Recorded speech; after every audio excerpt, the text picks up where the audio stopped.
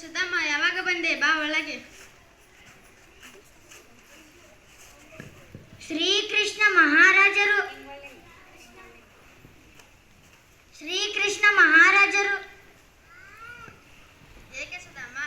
ಏಕೆ ಸುಧಮ್ಮ ಕಣ್ಣಲ್ಲಿ ನೀರು? ಬಹಳ ದಿನಗಳ ನಂತರ ನಿಮ್ಮನ್ನು ನೋಡುತ್ತಿರೇನಲ್ಲ, ಅದಕ್ಕಾಗಿ ಆನಂದದ ಕಣ್ಣೀರು. ದೂರದಿಂದ ದಣಿದು ಬಂದಿದ್ದೆ. ಸ್ನಾನ ಮುಗಿಸಿ ಊಟ ಮಾಡಿ ವಿಶ್ರಾಂತಿ ತೆಗೆದುಕೋ. ಅಷ್ಟು ಬೇಗ ನಿನ್ನನ್ನು ಹೋಗಲು ಬಿಡುವುದಿಲ್ಲ. ಅಯ್ಯೋ, ಅಲ್ಲಿ ಮನೆಯಲ್ಲಿ ಯಾರೂ ಇಲ್ಲ, ನನಗೆ ಮಕ್ಕಳು. ಅಯ್ಯೋ, ಅಲ್ಲಿ ಮನೆಯಲ್ಲಿ ಯಾರೂ ಇಲ್ಲ, ಮಕ್ಕಳಿಗೆ. ಸುಮ್ಮನಿರು, ಬಂದ ತಕ್ಷಣ ಹೋಗಬೇಕಿದ್ರೆ ಯಾಕೆ ಬಂದೆ?